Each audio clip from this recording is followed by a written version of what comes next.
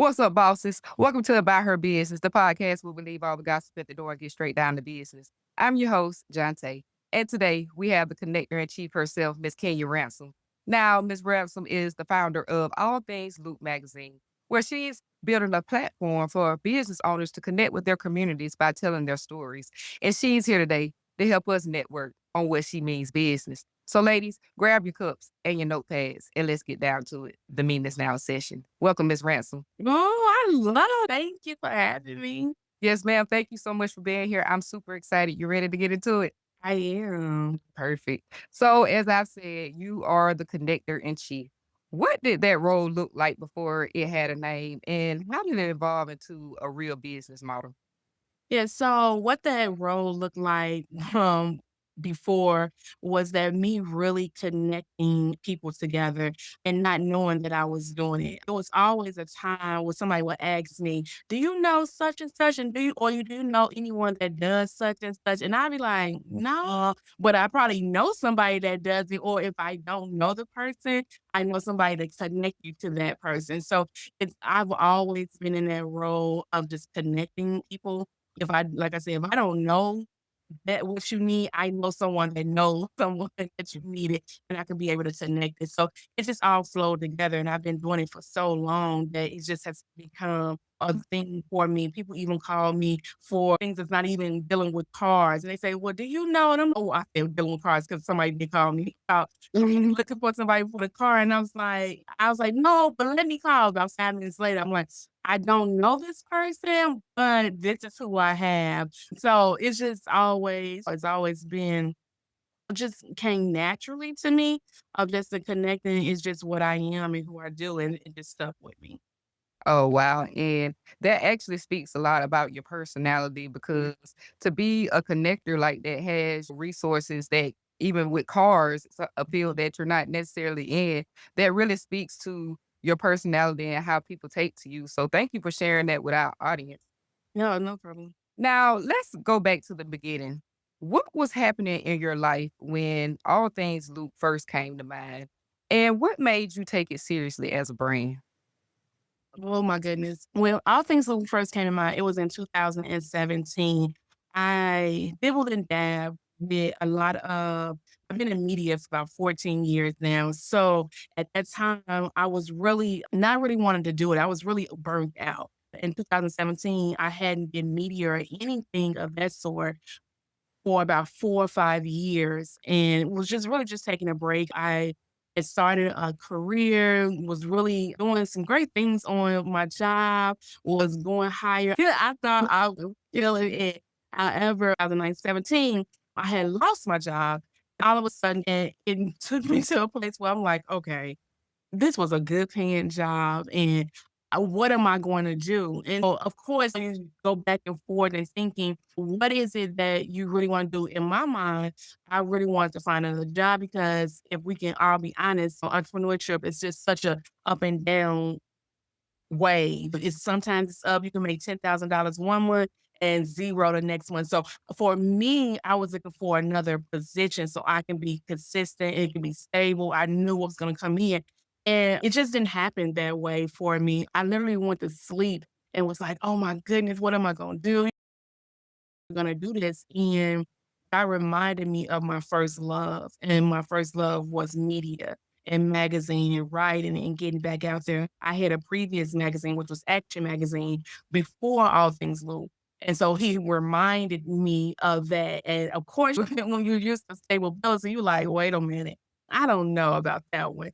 So it took me a little while to get into the place of doing media again. Of course, since 2017, All Things Who has expanded, it's done so much more than I ever would have imagined. However, it was a very scary place to be in 2017. When I finally said yes, God really gave me the language to what I was gonna do. At that time, I think it was like geared toward youth or young professionals, one or the other. So it just haven't evolved over the years. But it was a very scary moment, very scary time for me of just getting back out there after 4 or 5 years of just in my career, and it was just very scary, but I went on and did it, and that it was really a great atmosphere and great opportunity for me to continue. A couple of reminders of myself when I first started entrepreneurship. I remember back in 2016 when I started off as a social media manager and just wanted to be completely behind the scenes, but God was steady telling me and calling me to the front. And he was like, "No, I made you the way that you are for a reason. I need you to speak." So fast forward to I ended up quitting a stressful job and once again was placed in that same position of how you felt, where am I going with this, God? And he reminded me as well of my love for writing and my love for building community. And here I am now with 2 podcasts and a blog later. It goes like that a lot of times, and if I can be totally honest, it took me a long time to get to the point where and even now I struggle with it. With me now having children and marriage, it's just so much. Sometimes it can be so overwhelming, but at the end of the day, I always think about what do I want him to say at the end? I want him to be pleased with who I am, pleased with how I've moved about my life, pleased with when he told me to do something to be obedient to that. So it's very scary each and every day. I've been in it, like I said, for a very long time, and it's still very scary to me. And but it's very much rewarding in another way as well, because I just want to be pleasing. I want God to be pleased with what I'm doing and who I am as an entrepreneur, who I am as a person. And so whatever that looks like, I'm just willing to do it.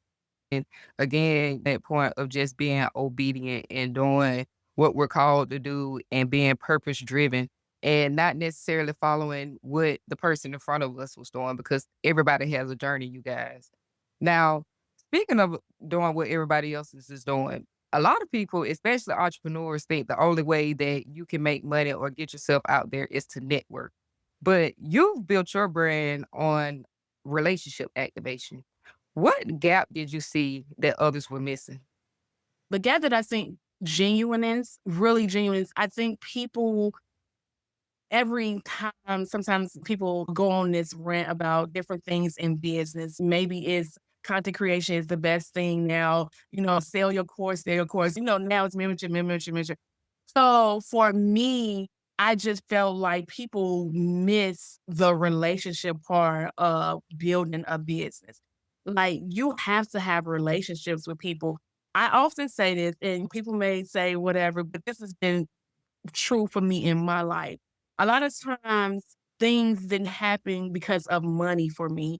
A lot of times doors open for me because of relationships. Relationships that I built, relationships that I nurtured, relationships that I continued, relationships that it may not have went well, but I ended it well. Things that has happened and it just was like, okay, what are we gonna do? So I felt like the gap was that people not being genuine in those and not understanding that if you stay really nurturing relationships and you follow up with people and you be genuine about what you're doing and you are constantly just really throwing yourself after this genuineness, then it will open doors for you. I can remember so many times that I walked into certain situations and the money didn't help me. The favor and the relationships that I built helped me get to that top level. People that I want to interview, it wasn't because I had a lot of money that I was able to interview certain people. It was because of the relationships and the things that I've built. So I think that was the gap that I seen in business. And I was like, wait a minute, do people really understand that you need to really nurture your relationships? You really need to be able to be genuine with people. And let's be honest, like sometimes people don't mesh. It just is what it is. However, you end it well. That's being a part of being in a relationship. So it was just a gap that I seen that I wanted people to understand that relationships, if you do it right, and if you nurture them right, and if you do well by them, and if you do right by them, that their relationships will do right by you as well. And I love that perspective because when you think about it, when you're going out there, you're networking with people, you're intentionally hoping to build a relationship with the person. If you're not nurturing the relationships you're already in, it's one of those things of where you're always been the mindset of business first and relationship second. And Yeah. easily build a reputation because I've known of quite a few entrepreneurs who have done that method and ended up having a bad reputation within the industry. So you definitely hit on a key point of building that relationship because that's technically what networking is. It's Yeah. hoping to build relationships. And I would share with my audience, I ask each and every single one of my guests, can I use them as a reference? And Yeah. I do always refer them out. I've had a couple of ladies that I've already collaborated on an event. So I'm literally all about that building connection with people that you are meeting, Yeah. whether if you're through a podcast, virtually, in person, build, refer, help others. That's literally how we build community, y'all. And I think and it's okay that we may be in the same lane. Like, Right. it what's for me is for me. Like, but what has I was just telling my husband the other day, like, I switched some things with Tulsa. I'm not doing it in June now, I'm doing it in September. It's just some changes that I made. And I said, I had to think about it for a minute, like, I don't have anything to prove to anyone. What's for me is for me. What's gonna be is gonna be. And so I have to tell myself that every day. If we're in the same lane and the opportunity present itself and the opportunity is better for you than it is for me, how about because if it's gonna be mine, it's gonna be mine. It may not be the season, it may not be the time, but it's gonna be mine in the right place. And so I really believe that we just gotta understand that what's for us is for us.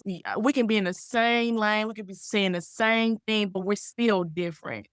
We could be saying the same language, we could be saying the same speaking, but we're really for real still different and we all carry something different. And so once we get that understanding, I think we'll be really Absolutely. And you hit on a real good point there because a lot of people look at entrepreneurship as a competition. And yeah. that everything is overly saturated, but I'm here to tell you that what's for you, as Ms. Ransom just said, it will not pass you by. Everybody has a journey, everybody has a purpose.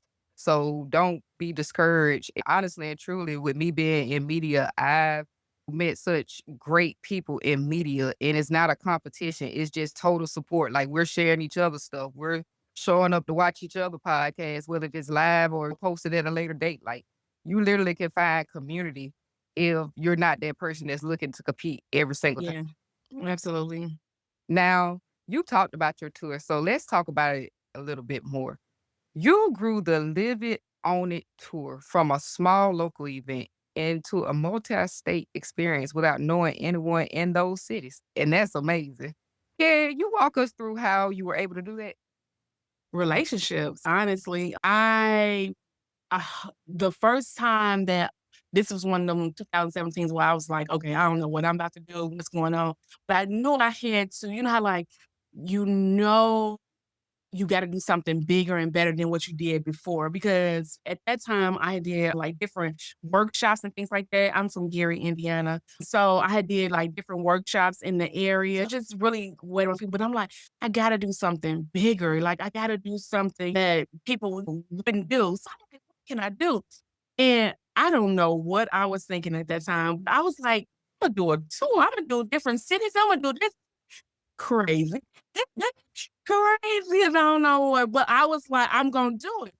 And I'm like, "I don't know anybody," and I started researching the cities that I can go in to do networking events and doing these workshops, and at that time, it was nothing like what it is now. So, it's just things evolved, whatever. So, at the time, I'm like, "I don't know anybody in these cities." I started researching, doing things like that, and, I just started getting on Facebook and getting in groups and talking to people and letting people know what I was doing. And at the time, one of my supervisor, I was doing like a little part-time job. My supervisor I was telling her, I was like, "Listen, I may need to be off work a little bit at certain times." And she like, "Why?" And so I started telling her.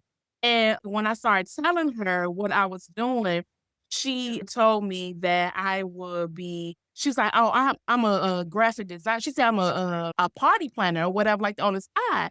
And so me and her started talking, which in terms, she was able to connect me with someone in Raleigh, North Carolina. And that's how it all started with Raleigh, North Carolina. This woman, I will never forget Avery Atkinson. She helped me so much in North Carolina. She really like pushed me to like high. to the highest higher. And so it just was a ripple effect. I was talking to her and she helped me in North Carolina. Then I had Reagan that helped me in Washington, D.C. And then in Dallas, it was my soror Courtney. It was just so many people that helped me in relationships. And so that's how we built it. In Raleigh, North Carolina, I had 12 people that attended. But then when I came back home, I had 55 people. I know that I had told you that Atlanta was my first one that was standing room, and there was, like, about 55 people standing room just from networking and just from me, a panel. I had a panelist, and it was just a really, really good time. So, I built that off really relationships, honestly, relationships. Wow. And who would have ever thought? Because when we talk about bosses, a lot of us have like bad memories, but a boss that connected you to another person that eventually created this entire Mhm. countrywide tour, that's amazing. Who I'm still in contact with now. And that's even better because I mean, again, it speaks to your character and Yeah. that I wanna highlight that because a lot of people's gonna go, "Well, I'm the same way, and I don't have those types of connections." I'm letting you know now, being your true self and being your authentic self, it literally you can make your boss eventually be your best friend, Yeah. your collaborator, whatever it is, especially if you're into entrepreneurship, because you hit on a great point. A lot of great bosses and leaders will invest into that employee that they see that potential in. Yeah, absolutely. I love her to this day. I text her all the time and just tell her I love her. I'm always on her social media. Her birthday is like maybe 10 days before. I'm always sending her gifts just because I'm so appreciative of just that deposit that she put in my life. And she always responds. I always say she's like my mother for real. Like I love her. And she could have said no when I told her like I need to get off a couple of days here and there. She's like, wow, what did you have?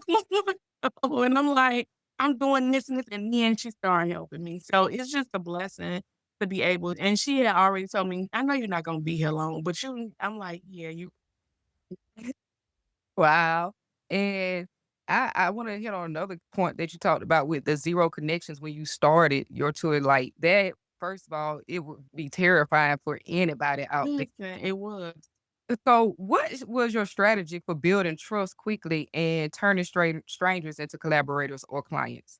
Yeah, so my strategy was really just being myself, telling them everything that I had going on and being honest with them, telling them from A to Z, everything, and being consistent as well.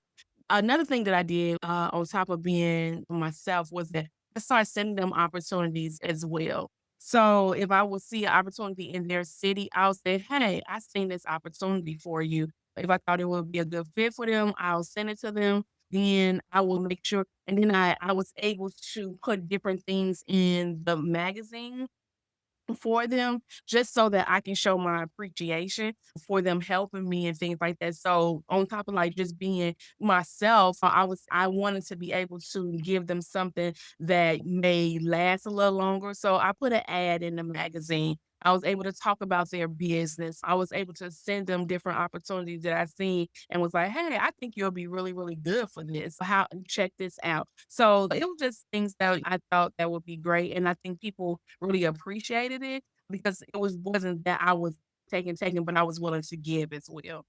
Oh, I love that. And again, it's a testament to your character and what you're truly building out here, which is bringing community together. Because a lot of times especially entrepreneurs, they look for the connections for themselves, the references for themselves, and they don't refer others out.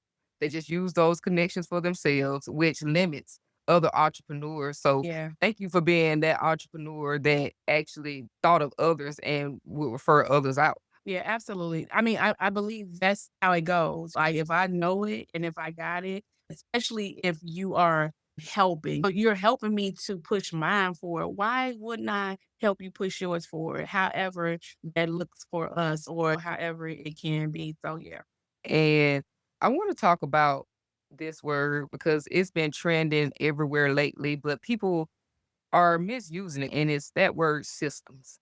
What do you believe established business owners are sitting on untapped revenue in their existing relationships? And where are they going wrong with it?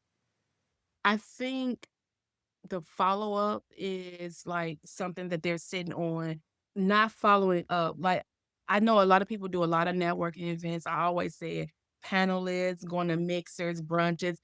Hey!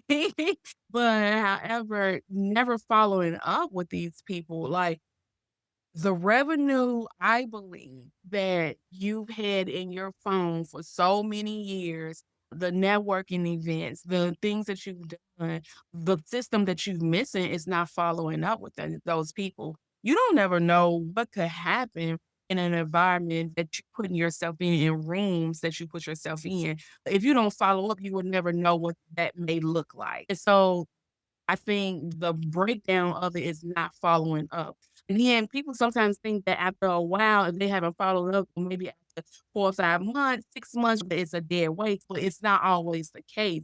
It may be like you may have to jog their memory, but however, it is I believe that you still can follow up. You still can have that rapport with someone and say, "Hey, you remember I met you at X and YZ 6 months ago," which is a shame, but whatever. Like 6 or 7 months ago, I wanted the thing about it is just seeing what they're doing now and seeing how you all can collaborate with each other, or even if it's not even collaboration, just to stay in contact because you just do not know what can happen. So, I think the breakdown of the systems, I believe systems are great. I think we need to have them, but the breakdown of it is not following up when the system breaks. Like, we need to follow up with these people. We need to say, "Hey, I met you.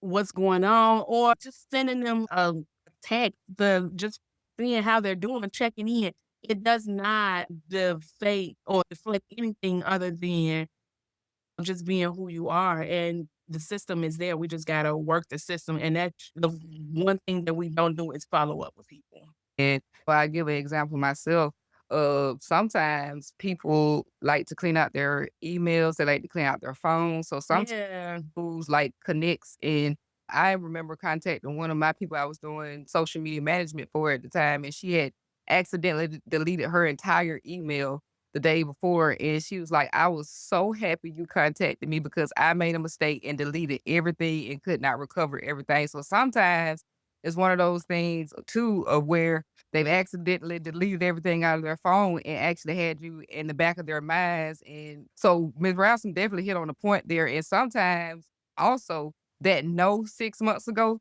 does not necessarily mean no 6 months later. So Yes, I that's I so I I've also good. known people that will literally say no 6 months before and will literally save up and take your services 6 months later just because they really value your work. So definitely try to follow up with some of these people because a lot of them are waiting on you to reach back out.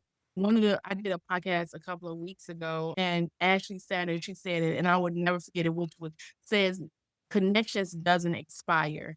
Like, she was like, "Connections doesn't expire." So what you just said was so good because 6 months ago, it may was no, but this 6 months, it may be a yes, it may be a maybe, and then the next 6 months, it may be a yes. So I totally agree. And I want to get some advice for you right now. For anyone that is listening that may realize they've been leaving money on the table, what's the first practical system they should implement to start reactivating their network? So I think the first thing that they really need to do to reactivate their network, they need to be in the I know people are like, "No, I don't wanna be in a quiet place." But you really need to be in a quiet place to get in that phone and get in those emails and see who you are missing. We're so busy sometimes that we forget to sit down and look through the phone and say, "Hey," because and then look through your text messages. Sometimes when you don't text back with someone, your text, it go to the end, it go to the bottom, and so, the first thing I do believe is just sitting back down, getting into those emails, getting into that them phones, and getting them DMs as well to see who are the people that you have not spoken with, who you left on read, and that person probably left you on read as well because you I guys think haven't talked. Right, you haven't talked to each other, so I believe you need to do that often. I believe that you need to do that. I know it's busy, noisy, and things of that sort, but at least once a quarter, I think more, but because of the busyness of it, but at least once a quarter, just to sit down, look in your emails, look in your text messages, your DMs, and I can promise you, you left some untapped money on the table and some money that's in your DMs that you left them on red, you didn't follow up with them, whatever they may have been, but it needs to be once a quarter where you are really diving in to those untapped people that you have not reached back out to. And again, Miss Ransom hit on a great point because me, with my blog email, I would check that every once in a while, maybe once every 2 or 3 months. And sure enough, when I logged back in recently, I had partnership deals sitting there waiting on me. Wow. I So had, it works. So yeah, it works. Yeah. yeah, I had interviews was sitting there waiting on me. Like people was noticing my work, but it was one of those things I was looking for social media contact is Mm, actually checking the email I had on my social media. Now, thankfully, all of these people understood and they still want to work with me. But yeah. one of those things of you gotta check those emails, you gotta check those text messages. I can't tell you how many emails I've started and they ended up in my drafts just because I got busy with something else. So definitely go back and check those. Definitely check those text messages. I've left people on red, accidentally had to go back and apologize. I'm sorry. I thought I sent this 2 days ago. So listen to Miss Ransom. You never know. You can have partnerships, collaboration, Yeah. media opportunities in those emails. And I'm telling you, check the spam too, because sometimes it will go to your spam folder as well. Yeah. Oh, spam had a lot of opportunities in there, like a lot. And AI, we have AI now. AI can help you to it can really help you to organize and get into I'm coming out with a system that I do believe that is really gonna be good to help people to help them tap back into those networks very, very sooner than later.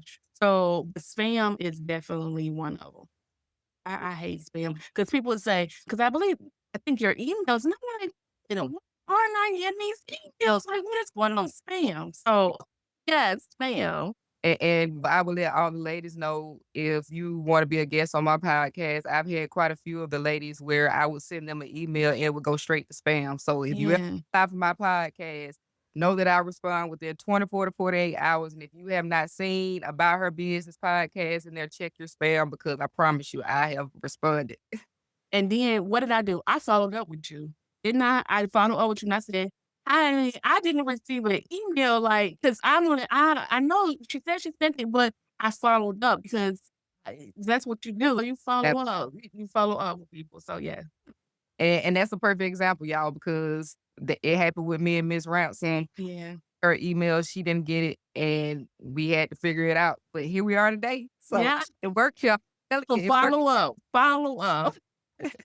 So we've been talking about all the different platforms. Like you've created tours, dinners, magazines, a podcast, and a membership community. How have you decided what to build next? Because you just talked about creating your new AI system. How do you decide what to build next without diluting your brand? Yeah, so this is a touchy subject for me because I'm still trying to figure that all out, and I can be totally honest with it. I'm still trying to figure that all out, what to lead with. Don't make people confused about what I do. So I am learning how to do things, but do things in wisdom. I'm such a church girl, so please forgive me. I'm learning how to do things in wisdom. What feels right? How am I going to do it and it not look confusing? So I'm still learning because I do have so many things that I do. I'm creating rooms for people and I'm learning that these rooms are not just the live creating rooms that I'm doing podcast, it's the magazine. And so I'm just trying to put all that in one umbrella so people can make it so it can be very clear to people to understand what I'm doing, who I am, and how I'm moving forward. So I'm still trying to figure that whole thing out and just use wisdom as I go forth with it. But definitely, I do have a lot. I'm doing a lot, but I do believe that each and every day and each and every time I'm posting things and things like that, it is becoming a little bit more clear for the audience and for myself. And I don't want to put myself in a box as well,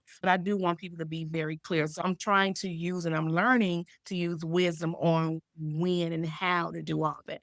And I identify with that because as a blogger and a podcaster, author, I wear a multitude of hats as well. Yeah. I'm looking for that name as well because I can use the word entrepreneur, but I really feel like I'm more of a community builder than an entrepreneur. Yeah. So it's like maybe my brand is more community builder than entrepreneur. That's kind of how I'm leaning towards it. But I'm in the same boat with you, Miss Ransom. I got all these platforms, but my main purpose is to bring people together. Yeah, so when you say community builder, I can definitely identify with that. Just being a community builder with these events and networking events is just building off of top of people and their success and what that looks like and relationships and things like that. So totally agree. Now, let's talk about another one of your events, and it's a tour, y'all. She has multiple tours, y'all. So let's talk about the power of the relationship tour. You shifted into a curated dinner type of experience. What makes that format so effective for connection and conversation compared to, say, a traditional event?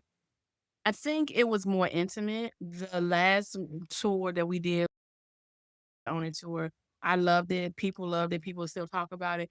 I think that I was missing the intimacy of it where people really can dig down and really get to know people in a certain amount of time. I don't think I was missing that from living on a tour. I just think that I made it more intentional with the power of the relationship room. It's very much intentional. I'm only taking 30 people at each event, so it's so much more that the relation room can give to the audience when it's just so much of intimacy. And I want to be able to people to come in and be able to really have a building. Not that you're gonna trust somebody the same day. I'm not guaranteeing that. But I am guaranteeing that you will come in one way and you will be transformed and you will have a connection there that you will follow up with. And one of the things that I'm doing with the power of the relationship room is that I am at like the Chicago one we did in March. I am still in contact with those people. So I put those people on an email list and I'm checking with them every month. Hey, I'm just being very intentional about these set of people because it's just all in what you do and how you do it. So I just believe that if the dinner theme and how I change around, I just want it to be a lot more intimate and intentional as well. And I love that because a lot of people have those fears and those nerves when we're walking into especially bigger rooms and talking about networking. So I love the intimate networking experience that you're offering everybody because that's more of my crowd. Yeah, me too. Me too. Okay, so let's talk about money. How has your approach to generating revenue evolved as your systems grew? And what streams have been the most impactful? I had to change my mindset about money. Let me just say that. Because when you're such a giver and a community based person, you are used to giving a lot, a whole lot. And so I once I started changing how I felt about money and that I need it and that money really answers all things, then I was able to change the process of how I did it. So how I do things with money that first I had to change my mind about it because I felt like as a Christian, am I supposed to be charging this? Am I supposed to be doing certain things when it comes to money? But then I had to really realize that if I don't charge or if I don't put out a price on something, people are not gonna take me serious. A networking event now, you do free, people not gonna take that serious. Like, Yeah, you're right. and I did not know that until I had to be around people to tell me that people that had more than me, people that thought about money differently and things of that sort. So I had to really change how I felt about it. So once I did that, then I was able to process that and be able to move forward of knowing what to charge, when to charge, how to charge. Is this just a free thing I need to do over here and then charge for that? Just trying to put systems in place to make me and to understand that this is a business and I have to be able to do the things that I need to do. The live creating events have been the most impactful only because, like I said, people not coming for free. They're not gonna take it serious. When they come in and they paid for something, they're really expecting something. So it also challenges me as well to be able to go out there and get the best of the best when it comes to these networking events and these dinners and things like that. Because I want to give them what their money's worth. Like I want to be able to give them what their money's worth. So the live creating events have definitely been the biggest stream of income for me to really be able to get out there and leverage that and scale that in money wise. And I think a lot of the networking events, because you're saying a lot of those today, I think a lot of people are investing into networking events now because it offers, in a way, some exclusiveness, and it does bring you together with other people who have the same mindset, the same goals you do. So it builds community and it makes you gain confidence. It makes you feel like you're in the right places and in the right room. So I definitely can see how networking events has been the most impactful as far as money wise. Now, community again has been such a great big part of who you are. And you now have the Founders 50. What does it take to build a community that people don't just join, but actually stay engaged in and invest in? Yeah, I think for me, it's just being myself. And then I bring a lot of resources to the group as well. I bring a lot of experts that know more than me and being okay with people coming in and that knows more than me. And also, I just bring a sense of community. Like, we're going to help each other. This is not one of those. I make it very, very clear that this is not one of those that we're competing and we're doing. No, we're really helping. And if we're all community builders in here and if we're all looking to go forward, then this is how we do it. You keep it in the circle. You keep it in the circle as much as possible. Of course, you help others, but if we're in the circle, you help your people. And so I really believe that's the vibe that I set out for and the vibe that I want to always do. So just bringing in different expertise to help us in our relationships and building community. If we want to do another membership, just bringing things, finances, how does that look, insurance. It's just so much more to a business than versus just the money. What's the insurance looks like? What do your taxes look like? What does your marketing look like? What is it that you're doing? Are you resting enough? So it's just certain things that this community can give the totality of just business owners and things like not just one side. And you hit on some great topics, but I want to talk about the Founders 50 subscription. Can you give our audience a little bit of information on what all is included in that subscription and for the price? Yeah, so what's included is the magazine, which comes out 4 times a year, a discounted price, discounted ticket if you come to any of the actual networking events, so you'll get a discount off that. You'll be a part of the community, like, continuous, and you'll have access to me as well. You'll have 4 different expert guests that will come in that year. And so, yeah, that's the totality of it. That's what it is. And then it is 27.99 for now, every quarterly. So every 3 months, it'll be 27.99. Oh, for 27.99, that is like super Yeah. cheap. Yeah. A lot of these subscriptions out here is $100 a year and you just getting the magazine. Right? No event, you're not getting nothing but the magazine. One So of my friends told me when I told her how much what she said, and I can't raise that. So it was 27 a year, but then she made me change it to 20. yeah, I thank friend because that's right. I mean, you got again people out here paying. I can't remember what the Vogue subscription is a year, but it's up there because I remember the People magazine one at the time. It was like $59 a year. Yeah, so I know magazine subscriptions, especially those top ones, it can go over $100 a year. So you're right. Raise the price. I received that. I received. Now let's talk about scaling because you scaled across cities and platforms. And again, that's something that's not even easy to do for entrepreneurs, let alone multiple times and multiple different ways. What were some of the hard lessons you learned about boundaries, capacity, and protecting your energy? Goodness, how much time we got? Okay. Okay. Oh my goodness. Not the biggest thing for me is being patient with myself and being patient with my business.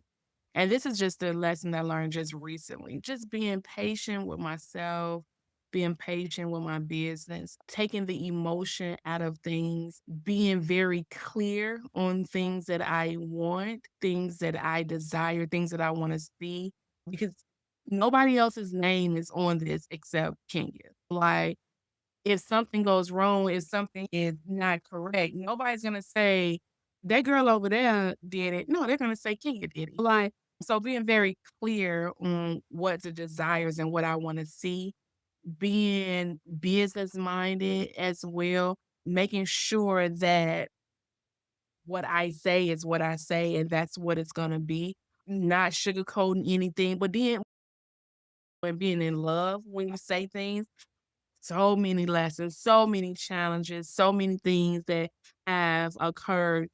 Being on time, being timely, just being nice, just so many things that I've learned over these years of just doing this. But those are the couple of things, a couple of them. But the bulk of them is just being patient with myself and being patient with my business because it's gonna happen. It just has to happen in the timing that it needs to happen, and I think I'm learning that so much more each and every day, so just being patient.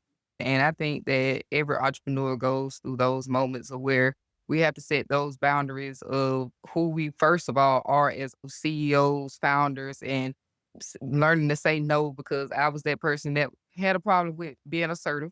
So I thought I'd Mhm. come across as the mean girl. And I realized as soon as I started a business, the importance of being assertive and setting those standards because if you don't, y'all, I'm here to tell you the people that you bring in to help you or the people you choose, They'll run you over. there you go. They'll run you right on over. And next thing you'll know, you're just a person that's a part of the business you started. So definitely take that advice of literally knowing how to set those boundaries because especially if you're the founder or the CEO of it. Like if you got to get the paperwork together, get your paperwork Get the together. paperwork together. I mean, but literally make sure that you're setting that boundary of everybody knows who's the boss because again, like Miss Ransom said, when something goes wrong, they're not gonna say that girl over there, they're gonna say your name. So remember that. They gonna drag your name on social media. They ain't gonna drag them other people's name on social media, and you ain't had nothing to do with it. Like, you're like, "Wait a minute, I wasn't even there. It was at your event. You was not clear about your expectations." And another thing, when you do hire people on, if they don't have the same spirit as you, then I really, really need for you to just to reassess that. Reassess who you have around your business. I am big on, like, people in my atmosphere, like, people will tell you and people will tell you about me. I'm very big on, like, my circle. Like, I'm very big on who speaks to me, how they talk. Like, I'm very big on it, and I'm like that in my business as well. Not that I'm nasty, I'm never nasty, but I'm very clear on the things that I want in my business and who I want to be a part of it. And again, I was a person that had to do the same thing. I would let anybody in my energy. But once I became an entrepreneur, it was one of those things of I knew I had to protect myself in order to protect my business. So don't think that people are being nasty or mean or rude.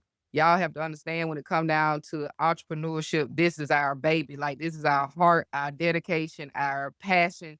And just like you would your regular child, you got to protect it by any means necessary. Yeah. Now, we're getting closer to the end of today's episode, and I have a couple more questions for you. I want to get some advice for the woman that is listening right now who feels like she may be well connected, but hasn't turned it into a business growth yet. Hasn't turned it into business growth yet. What mindset shift does she need to make today? I think that the mindset shift that she needs to make today is understanding that it all comes in timing. I'm only saying that because I think we are so rushed sometimes that we just feel like it gotta happen this time. It got but what if that woman has changed one person's life? are you not a connector still because it's not 500 people or if it's not 1,000 people? But if you have shifted one person or if you have connected one person or if you have done whatever with one person, it's still what is needed, and the lesson in that is learning is learned, and that's another thing that you need to learn, that everything is that she goes through and has been through and wanting to go through, it's gonna lead to something. What that something is, I don't necessarily know.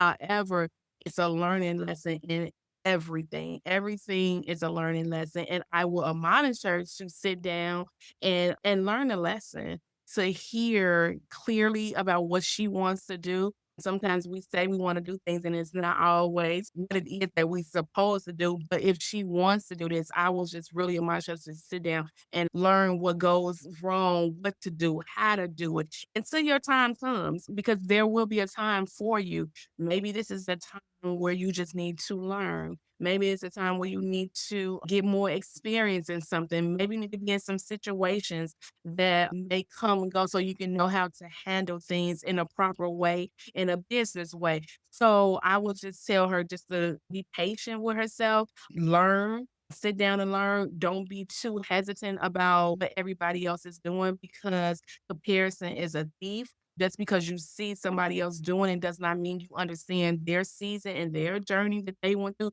So you work out your own journey. You do your own journey. Your journey is unique and it's yours for a reason. And yeah, I was just telling her to do that. And those are two great aspects, but points because you really do. You have to literally be in your own journey. What's for you is not gonna pass you by. And Mm-mm. I can't tell you, and we can literally go down a list of celebrities and entrepreneurs of who rushed into fame and rushed into being the top in their industry and ended up failing right after that one thing went viral.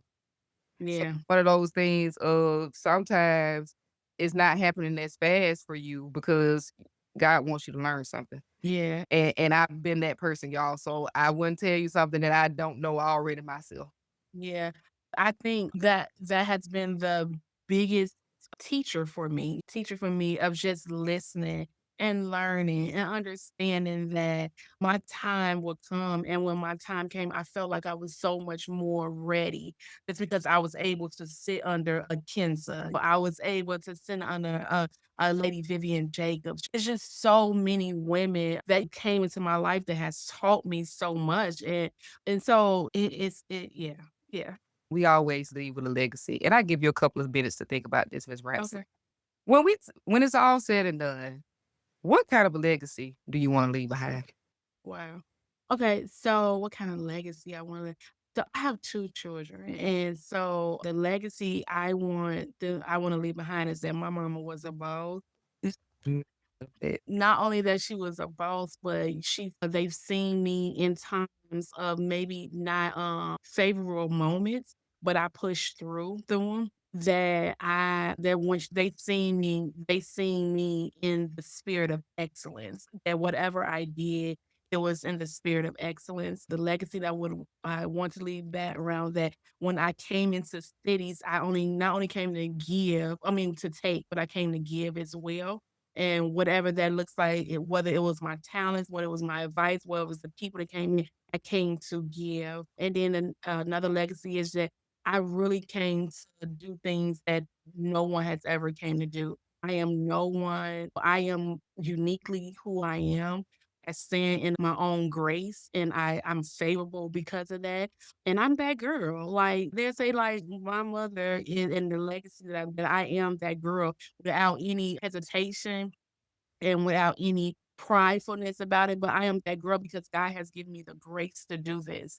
And because He has given me the grace to do it, I can do it without any compromise, without any feeling like I'm lesser, but I am that girl. And so I appreciate that.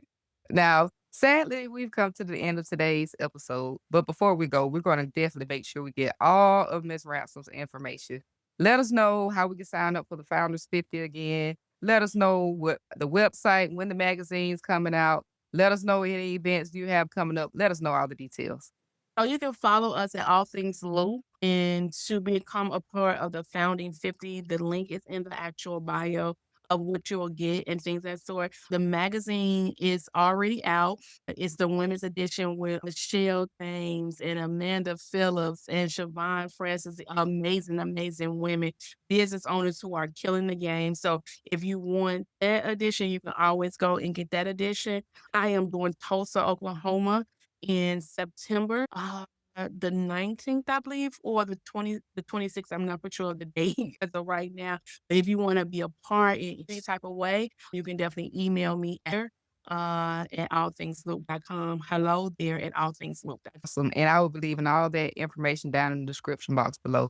Any last words before we adjourn today's Me, Miss Ransom? No, I appreciate you. I enjoy this. I like long form podcasts, and this was a great conversation, and I appreciate you.